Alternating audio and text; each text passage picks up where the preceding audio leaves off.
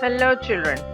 Today we are going to take up lesson 14 of civics, unity in diversity. I want you to first have a look at this video. Just Like You. It is an Indian national integration song. Please listen to it.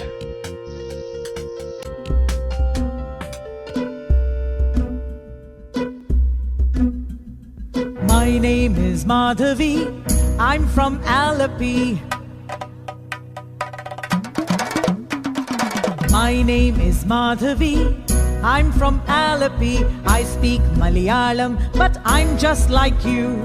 My name is Nattuvar, I'm from Srinagar. My name is Nattuvar, I'm from Srinagar. I speak Kashmiri, but I'm just like you.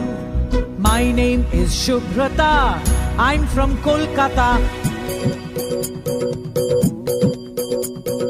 My name is Shubhrata, I'm from Kolkata. I speak Bengali, but I'm just like you. My name is Vasundhara, I'm from Vadodara. My name is Vasundhara, I'm from Vadodara. I speak Gujarati, but I'm just like you.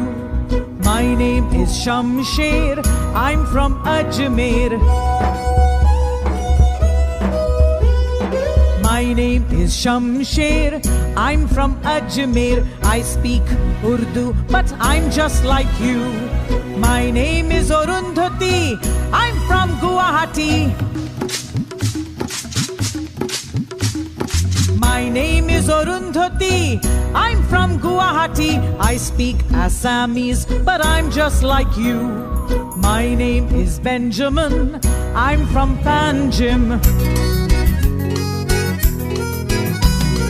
My name is Benjamin, I'm from Panjim. I speak Konkani, but I'm just like you. My name is Rani Mai, I'm from Chennai. My name is Rani Mai, I'm from Chennai. I speak Tamil, but I'm just like you. In this video, we see different people of India from various states, the different languages spoken, the different attires, the land, etc. Well, this is our country, India, having so many variations in languages, clothes, physical features, food, dances, religion, etc. And in spite of all these variations, we are all Indians, just like you. We are all the same, that is, we are all Indians. This is what is known as diversity. Let's see what topics we are going to cover in this lesson.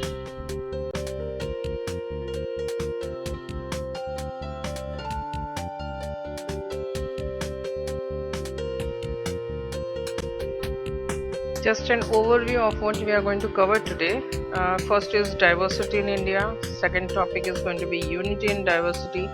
And third, we are going to see equality and discrimination. Now let's see each one of them in detail.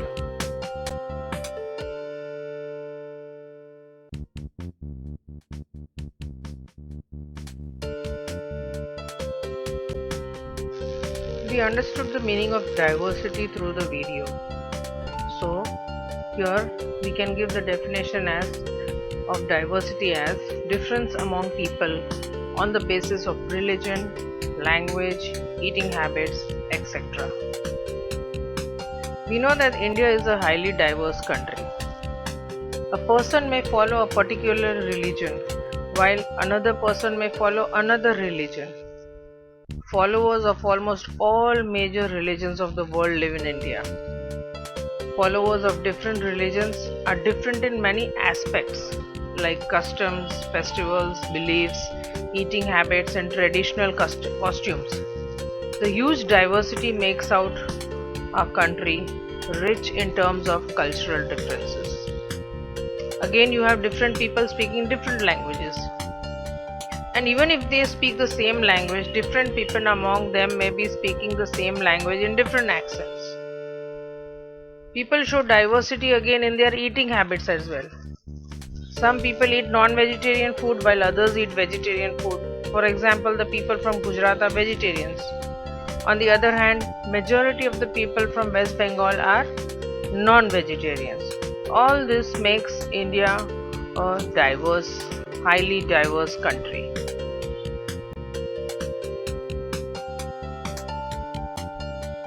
Now let us see the benefits of diversity and the reasons of diversity. Let me come to the benefits of diversity first. Diversity gives many benefits in our lives. It adds variety to the way we live. It provides us knowledge, excitement and understanding to our lives. How? Supposing you stay in your hometown for your entire life. You will do the same things again and again. You will do the same things in the same ways and think the same thoughts, talk to the same people and learn nothing new. But if you travel the world or you travel to places, you will have a different perspective. You will be meeting new people, come into contact with new ideas, new ways of doing things, new opportunities, and you will be stronger, wiser and more empathetic, more capable and more open-minded for new experiences. Okay? Diversity feeds our imagination. It keeps us from being in a rut and simply doing the same things again and again forever. It explores how others feel, how they do things, why they do them, and the meanings. Diversity again extends us and helps us to see beyond our own horizon. We learn to understand and respect the different types of culture because of diversity. We learn to think from different angles because of diversity. Had there been no diversity, it could have been a boring life for us.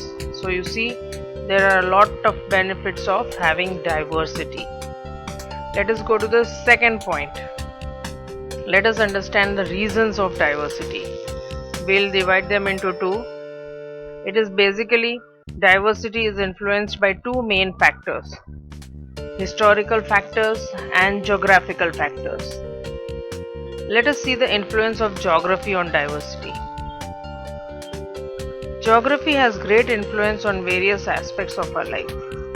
It influences the way we look, the food we eat, and the clothes we wear. India shows great diversity in terms of geographical features, from north to south, from east to west, that is from Kashmir to Kanyakumari and from Gujarat to Arunachal Pradesh. Let's see some examples how geographical factors affect our influence diversity. Take Jammu and Kashmir. It is a cold place, okay, because of its proximity to the Himalayas. So people here are fair-skinned and they are generally tall. And because of the cold climate, they usually wear warm clothes. Whereas if you go to the south, in the south you experience hot and humid climate. Majority of the people of the south in India are dark skinned and they are usually of medium height. Okay, and if you take Kerala, or if you go to see the whole of south, most of the men in south wear lungi, which is comfortable for the hot and humid climate. So you see how people wear different clothes as per the climate, as per the physical features. People eat lots of rice and coconut in most of their dishes. Again, people of West Bengal also experience hot and humid climate. Hence, most of the people in eastern part of India are either brown skinned or dark skinned. They primarily eat rice and fish. Okay, so this is how the geography of a place influences the diversity of India. Again, let us see the influence of history on India, on diversity of India. Again, history also influences diversity. How? Many food items which we consume have come from different countries, right? Long before noodles became our favorites, okay? Sevia had been in use in our country. Like noodles, sevias had its origin in China. Potato, tomato, red chili, and many other vegetables again came from different countries. Since ancient time, people have been traveling from one part of the world to another. Most of the people traveled for trade, but many also traveled as pilgrims. The travelers brought with them their food, clothes, culture, and religion. We saw this when we did our previous lessons. The local people made those things a part of their daily life. As a result, we started eating new kinds of food and wearing new kinds of clothes. Many of people also became followers of new religions. Let us understand this with an example. Let us take two states, Ladakh and Kerala. Of course, Ladakh is a union territory. Okay. Now, Ladakh is a cold desert. And since this place is covered with snow for most parts of the year, very little agriculture is possible. People are mainly herders of sheep, goat, and yak. They use milk and meat of these animals as food. They also use hair of these animals to make wool. They weave pashmina shawls and sell them to traders in Kashmir. They go to Kashmir and they sell these shawls. It is very famous. Now, Ladakh was an important trade route since ancient times. Due to this, many travelers from different parts of the world always came to this place. These people interacted with those travelers, and due to that, Islam was introduced in this region hundreds of years ago. Even today, there is a sizable population of Muslims in this region. There are significant numbers of followers of Buddhism as well as in this region. Right? So this is about Ladakh. Now let us go to Kerala. Kerala is on the southern tip of India. It has been an important center of trade since ancient times. Traders came here to India to trade for spices. And because of travelers, Christianity was introduced in Kerala about 2000 years ago. Similarly, Islam was introduced to the traders from the Arab world. Vasco da Gama, who was a Portuguese traveler, was the first to discover the sea route between Europe and India. He landed his ship in Kerala. The European culture came to India after that. Again, you can say that the people of Kerala then hence follow different religions like Judaism, Christianity, Islam, Hinduism and Buddhism. The fishing nets which are still being used on the coast of Kerala resemble the Chinese fishing nets. They are called the Chinawala. A utensil used for frying is called China Achati. These things show that there must be a very old trade connection with China. Right? So this is how we can differentiate between how diversity is influenced by history. Okay?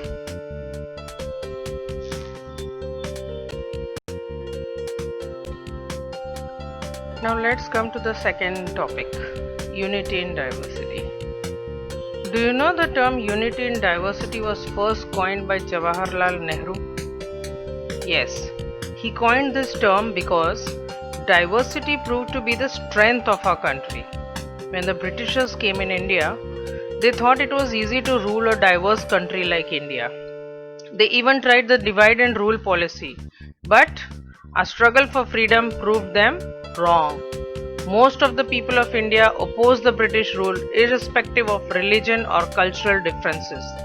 It was because of our unity in diversity that we could be successful in getting rid of the British rule. Nehru, what did he mean to say by this? He meant to say that unity in India was not imposed by any outside force. The Indian unity had very deep roots. It developed because of hundreds of years of practice of tolerance of different beliefs and customs. India has always welcomed and assimilated diverse cultures. We have soaked different sets of beliefs since ancient times. Even today, we continue to imbibe various cultures. We continue to assimilate cuisines from all around the world. We continue to assimilate new costumes from around the world. Today, India is a vibrant country because of its diversity.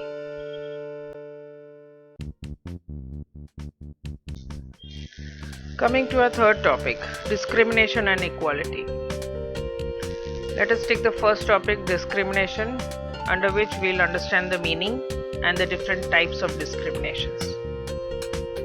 So let's understand what discrimination is first of all. But before that, we need to understand the word prejudice. What is prejudice? When someone judges another person in a negative way, it is called prejudice. We have a habit of treating people the way we see them. Like for example, I've heard that people from the south are often called Madrasi when he goes to northern part of a country. Okay, not necessarily all the people from south are called Madrasis. Madrasi is not the right word. A person from Bihar is usually considered as less intelligent and is a subject of ridicule in most of the metropolitan cities of India. Again, another example is people from rural areas. We generally consider them to be illiterate, unhygienic, and unsophisticated. Right? This is the way we view them in a negative way. Again, if a person is from a city area, urban area, he or she is considered to be greedy and cunning. People think that a city dweller does not have respect for personal relationships. He or she is busy in his own life, his own career and family. So when someone acts on the basis of prejudices, the act may result in discrimination. Now, how will you define discrimination? Debarring someone from certain facilities only because of difference in religion, gender, caste, or regional origins is called discrimination. I'll repeat. Debarring someone from certain facilities only because of difference in religion, gender, caste, or regional origins is called discrimination. Right? So now let us see the three types of discrimination that we see in our country. First is gender-based discrimination. In our country, mostly we see that a girl is not allowed to go to school beyond standard 5 or 6. Okay, this is one example of discrimination. Similarly, most of the girls are not allowed to select a career of their choice. Rather, they are forced into marriage. Okay, of course, you city area you don't get to see this, but still in the rural areas and certain families, okay, you still get to see these things. In some families again, girls are not allowed to wear western dresses, while boys in such families often wear western dresses.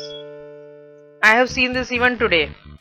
I have friends who come from certain religious backgrounds where their parents don't allow them to wear western clothes. They are not allowed to wear jeans, etc. Okay, so it is seen even today. Second is religion-based discrimination. A person does not get a job only because he belongs to a particular religion. Right? Sometimes I myself experienced this in one of my jobs. We had a peon coming in. We had a candidate coming in for the post of peon. I found it okay, and I spoke to my boss. But he was fine with everything, but as soon as he came to know about his religion, he immediately denied. He said, I am not ready to take this guy because he is a Muslim. So you get to see these things even today. A person is not allowed to enter some public places, especially the places of worship, because he or she belongs to another religion. All these things you still see this in our country. Okay, now coming to the last, caste-based discrimination. This is an age-old system in our country. According to this system, people were kept under different caste. A person from a particular caste was supposed to do only a particular kind of work, the Varna system. For example, a person from Mahar caste could only engage in cleaning the garbage and cleaning the dead carcasses from the village. In spite of getting education and developing skills, people could not change their occupation, right? That was the way it was. But today things are different. Why and how? Dr. B.R. Ambedkar belonged to the Mahar caste. He suffered various kinds of discrimination right from his childhood. Even today, many people from the untouchable caste suffer different types of discrimination, especially in villages and small towns. You still get to see. You see them living on the outskirts of the village. A person from the untouchable caste is not allowed to enter a temple. I had somebody in my staff. That girl, she was from a lower caste, and till date she says that in their village they are not allowed to enter Shivji's temple, which is close to a house. Okay, just because they are from a lower caste. So you see, even today we are seeing these things in villages. He is not allowed to take drinking water from the village well. This caste system is so deep rooted that it was so deep rooted that it was difficult to come out of the predefined social levels. The son of a potter could only become a potter and nothing else. The son of a cobbler could only become a cobbler and nothing else. The task of conducting religious rituals could be done only by a Brahmin. A person from the so-called lower caste was not allowed to enter the feast being organized by upper caste people, right? So you do get to see all these discriminations even today.